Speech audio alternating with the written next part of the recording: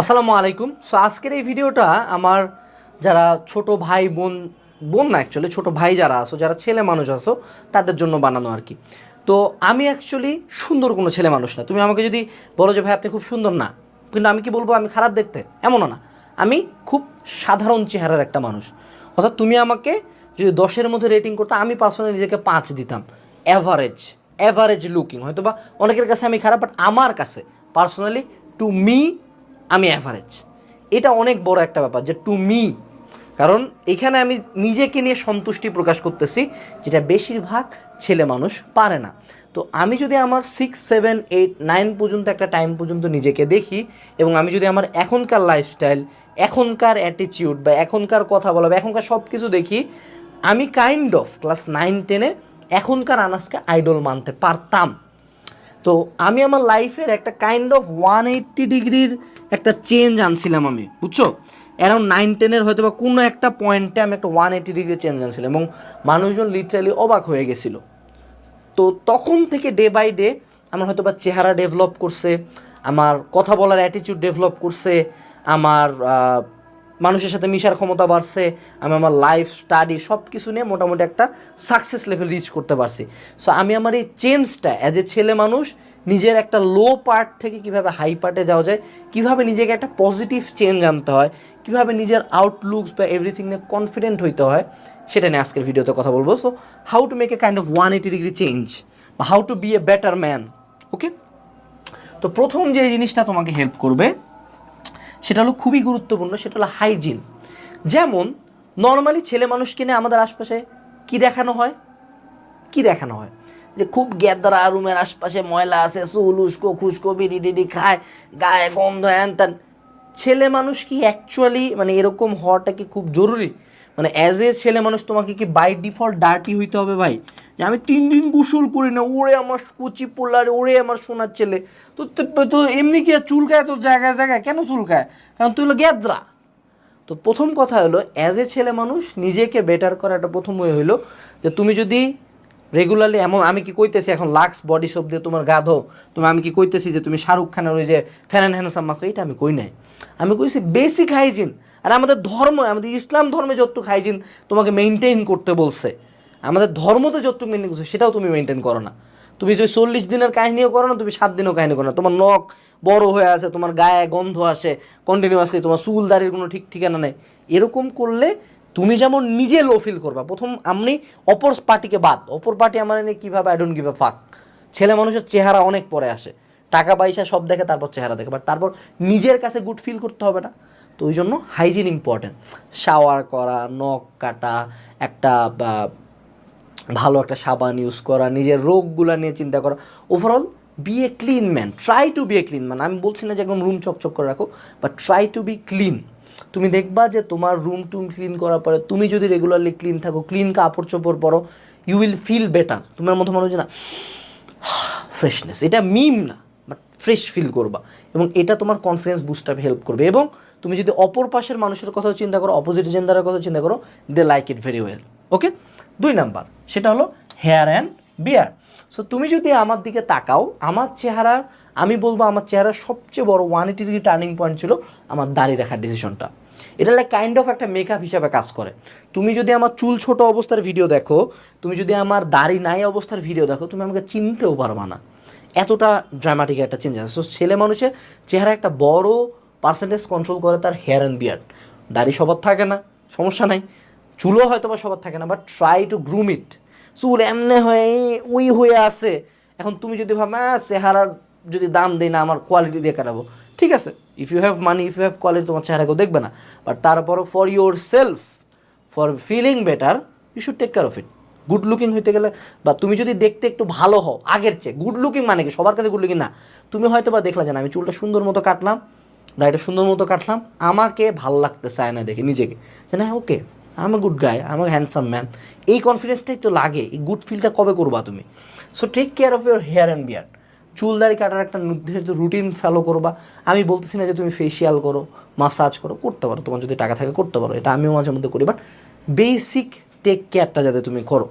যাতে নিজেকে তুমি যখন আয়না দেখো তোমার চুল টুল বা এইসব দেখে, এবং এটা অপোজিট জেন্ডারের মানুষজনের পছন্দ হবে, কিন্তু তুমি যাতে নিজের প্রতি একটা গুড ফিল করো না, okay I am taking care of my self. Okay, 3 number, তুমি যদি আমাকে বলো যে ভাইয়া আপনি আপনার লাইফে হার্ড ওয়ার্ক করার মেন্টালিটি, আপনার এই কনফিডেন্স বা আপনার নিজেকে নিয়ে ভালো লাগাটা এটা কবে থেকে আসছে, আমি বলবো আমার লাইফের একটা বড় অংশ জুড়ে আছে জিম। ঠিক আছে, জিম করে কি আমি কি খুব সালমান খান হইতে পারছি, আমার 6 প্যাক আছে, কিচ্ছুই তারি নেই, বাট জিম থেকে এই জিনিসটা আমার একটা মেন্টালিটি আসছে যে না, okay I can work hard and do better then others, do better then my previous self. আগে আমি 10 কেজি তুলতে পারতাম, আজকে আমি 50 কেজি তুলতে পারতেছি। আমি যেই ভাইয়ারে দেখছিলাম যে এরকম খ্যান আসো, আমার এনে মজা নিছে, ও এখনও খ্যান আছে, বাট আমার একটা মাসেল হয়েছে। That is how I build my self. এবং এটা তোমার ফিজিক্যাল অ্যাট্রিবিউট যেমন চেঞ্জ করবে, তেমন তোমার মেন্টাল একটা অ্যাট্রিবিউট আনবে। তুমি যে এই যে জিম যারা করে, 90% মানুষজন দেখো না যে ওভার কনফিডেন্ট, সারাদিন জিম নিয়ে কথা বলে, জিমের বিভিন্ন মোটিভেশনাল কথাবার্তা লেখে, মানে এরা এত মোটিভেশনাল কথাবার্তা কেন? ওকে জিম করে মানে বাইসেপ এইটুক হয়েছে দেখো, কি বিশাল বড় ভালো হয়ে গেছে? কিচ্ছু তো হয় না। বাইসেপ দেখ কী হয় দুনিয়াতে, কিচ্ছু হয় না। বাট ও এত মোটিভেটেড কেন? কারণ এটা শুধুমাত্র তার মাসেলকে চেঞ্জ করে নেয়, এটা তার মানসিকতাটাকে চেঞ্জ করছে, যে as a human being you can better yourself, you can work hard, তুমি চেঞ্জ করতে পারো নিজেকে। এটা কিন্তু খুব জরুরি।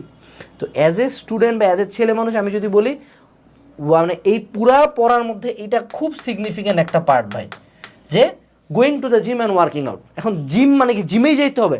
ওয়ার্কআউট মানে কি?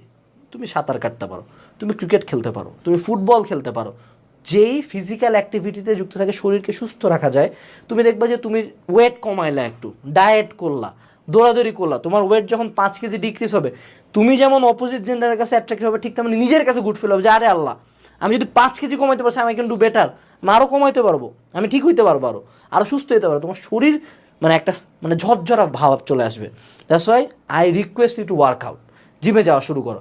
এমন না যে তোমার 22 ইঞ্চির হাত বানাতে যাচ্ছ, এমন না যে টাইগার শ্রফ হইতে যাচ্ছ, জাস্ট টু বি ফিট জিমে যাওয়া শুরু করো, স্টার্ট করো। তারপরে হলো ক্লোথস। ক্লোথস মানে কি? ভাইয়া গুলশান থেকে কাপড় করতে বলছেন? আমি আমার লাইফে গুলশান থেকে কাপড় কিনে নিই। আমরা নিউ মার্কেটে 100-200 টাকার মধ্যে সব সুন্দর মতো জিনিসপাতি পাওয়া যায়। আমার 90% কাপড় নিউ মার্কেট থেকে। কিন্তু ক্লোথস নিয়ে কেন কথা বলছি? একটা সমাজের ব্যাপার কি, ছেলে মানে মামা পড়লে হলো, মামা একই গেঞ্জি 14 দিন পরে গেদরা বললাম আমি, কাপড় চোপড় নিয়ে কোনো চিন্তা নেই, না এমন না। তুমি কি অলওয়েজ কাপড় চোপড় শুধুমাত্র মেরে ইমপ্রেস করার জন্য পড়ো? এমন তো না। তোমার বাকি মানুষজন আছে, তোমার লাইফে বাকি যেগুলো আছে, a well dressed man is always more attractive. আমি কি করতেছি স্যুট পরা থাক? না, একটা ভালো ফিটিং গেঞ্জি পরা, একটা ভালো ফিটিং প্যান্ট পরা, কালার সিলেকশন ভালো মতো করা। আমি একটা চ্যানেল তোমাদেরকে সাজেস্ট করি, এগুলো সব কিছু তোমরা আলফা এম নামে একটা চ্যানেল আছে, আমেরিকান চ্যানেল, সব কিছু সেগুলা বলছে।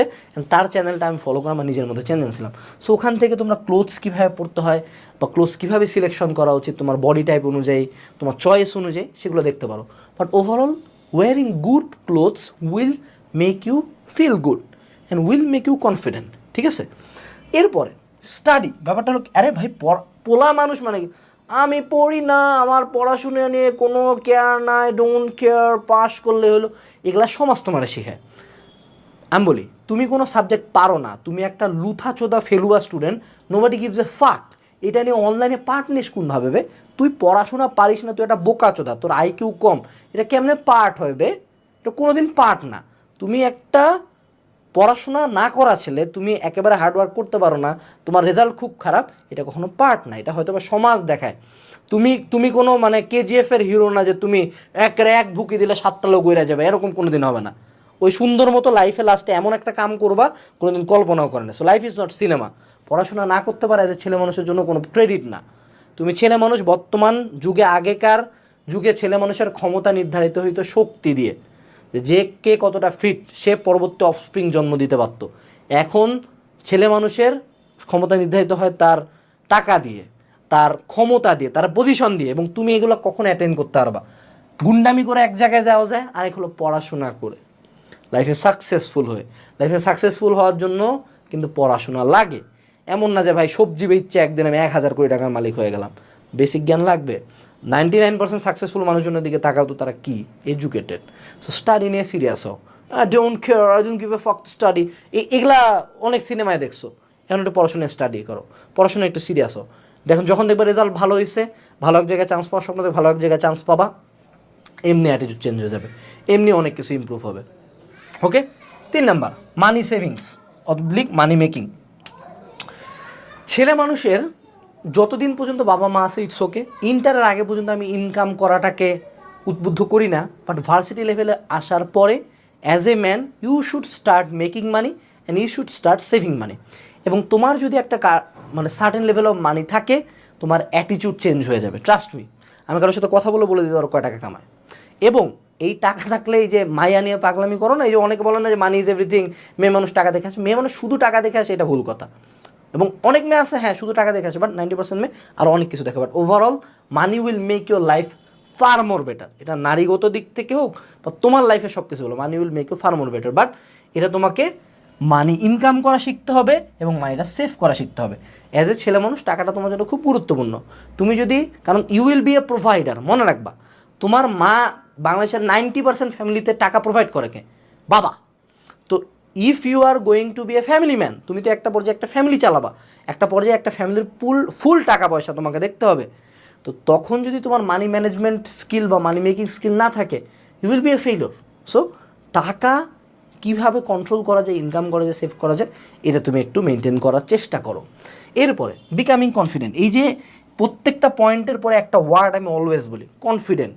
আমি অলওয়েজ একটা কথা শুরুতে কি বললাম, নিজেকে নিয়ে, আমি নিজেকে নিয়ে ভালো আছি, আমার নিজেকে সুন্দর লাগে, আমার নিজেকে সাকসেসফুল লাগে। এই যে নিজেকে ব্যাপারটা, যে তুমি যখন নিজেকে নিয়ে কনফিডেন্ট, না ঠিক আছে হাইট 5 ফিট 6 হয়েছে, কী হয়েছে, আমার গুড লুকিং ম্যান, আমার সাকসেসফুল, আমি দাঁড়াবো।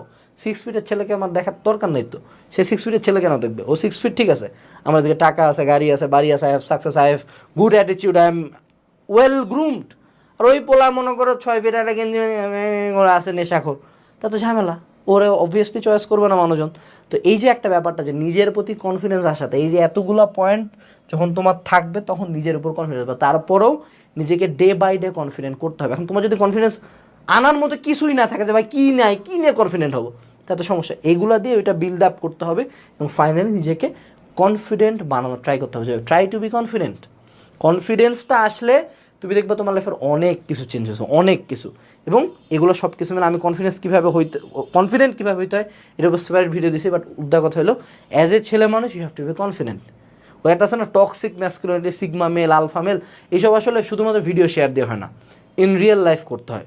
ওকে, এরপরে নোয়িং ইয়োর ভ্যালু। ব্যাপারটা হলো আমরা ছেলে মানুষ কী করি, 14 ভরি মাইয়ার পিছনে। আমি তোমাকে এখানে আজকে কিন্তু কোনোবার বলি না যে নো ফ্যাপ, নো পর্ন, এগুলা অবাস্তব কথাবার্তা আমি তোমার কব না, কারণ আমি জানি এগুলো তুমিও বাদ দিতে আর আমি বাদ দিতে পারো, we can control. But knowing your value, আজীবন মায়ের লগে ছেঁচড়ামি করে মায়ের পিছনে ঘুরে টুরে বা নিজের সেলফ ওয়ার্থটাকে মানুষজন যখন যে যেমনে চায় তেমনি ট্রিট করে চলে যায়, তো ধীরে ধীরে কিন্তু নিজের ভ্যালুটা কমবে, কনফিডেন্স লেভেল কমবে এবং একটা পর্যায়ে নিজেকে নিয়ে খুব বেশি ডিসস্যাটিসফাইড হবো। তো এই জন্য নিজের ভ্যালুটা জানতে হয়, নোয়িং ইয়োর ভ্যালু। মানে আমি কিন্তু তোমার কইতেছি না সব মায়ের ইগনোর করো, ignore all girls like motivational video, না করবা না কেন, অবশ্যই কথা বলবা, তোমার লাইফ।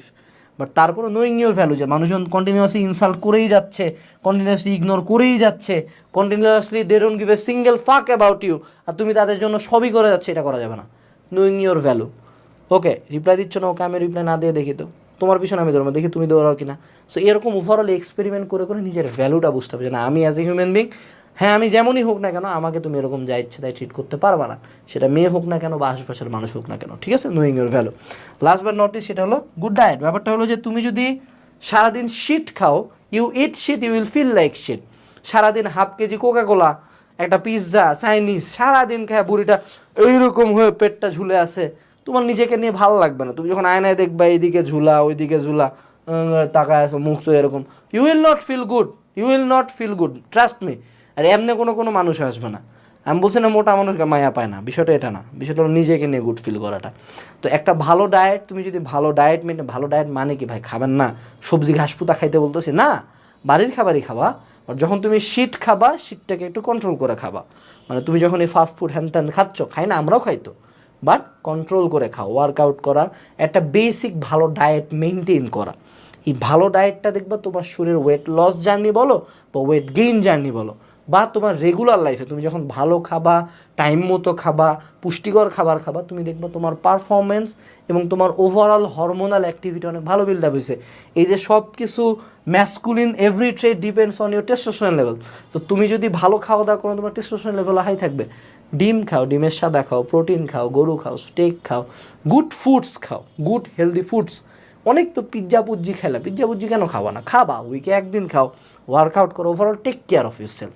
তো মুদ্রা কথা হলো, যদি আমি এই পয়েন্টগুলো একটু ক্লিয়ার রাখি, হাইজিনের মধ্যে আরেকটা পয়েন্ট বলতে ভুলে গেছি, একটা ভালো পারফিউম ইউজ করবা ভাই, একটা ভালো পারফিউম ইউজ করবা। এটা এক্স সিনেমার এক্স পারফিউম না যে পিছন দিকে মায়া দৌড়াবে, এমন কোনো দিনই হবে না। বাট তুমি যখন when you will smell good, মানুষজন এটা ভালো চোখে দেখে, ঠিক আছে? মুখ থেকে গন্ধ আসতেছে না, ভালো একটা স্মেল আসতেছে, এটা কাইন্ড অফ তোমার জন্য বেটার, অপর সাইডের মানুষটার জন্য বেটার। বাট ওভারঅল মুদ্রা কথা হলো যে improving as a man, as a ছেলে মানুষ, আমাদের চেহারা বা আউটলুকস বা এভরিথিং খুব একটা ডিপেন্ড করে না। কিন্তু সত্য কথা, আমাদের ফার্স্ট অফ অল দেখে মানুষজন দেখে সাকসেস, তারপর দেখে ধরো মানি, তারপর দেখে পাওয়ার, একেবারে সবার লাস্টে দেখে চেহারা। বাট যদি আমরা রিসেন্ট সাকসেসফুল মানুষজনের দিকে তাকাই, দুনিয়ার ভালো সাকসেসফুল মানুষজনের দিকে তাকাই, they took care of yourself, they took care of themself. তারা কিন্তু এমন না যে চুল উস্কো খুস্কো পাগল, এরকম দেখতে কিন্তু কেউই না। তারা কিন্তু ডে বাই ডে ইমপ্রুভ করছে। জেফ বেজস, জিম করার কি দরকার বে? দুনিয়ার সবচেয়ে ধনী মানুষ, ওর জিম করে কি, ওর ভুঁড়ি এতটা থাকলে তোর মায়ের অভাব নেই, কেন করতেছে? By improving himself. তার শরীর স্বাস্থ্য চেহারা যখন তোমার বেটার হবে, তোমার রেগুলার পারফরমেন্স, তোমার every performance day by day improve হয়ে যাবে। So try to improve it. Overall as a ছেলে মানুষ আমি তোমাকে বলবো, আমি বলবো না যে টক্সিক ম্যাসকুলিনিটি ভিডিও দেখো, বউগুলা করো সারাদিন, জীবনে পণ দেখবা না, জীবনে কোনো কিছু এটা করবা না, ওইটা করবা না, এইসব আনরিয়ালিস্টিক কথা না। বাট নিজেকে যখন তুমি ডে বাই ডে বেটার করবা, তোমার লাইফের কার্ভটা যখন হবে এরকম, তখন তুমি দেখবে অ্যাজ এ ছেলে মানুষ তুমি লাইফে অনেক এক্সেল করতেছো।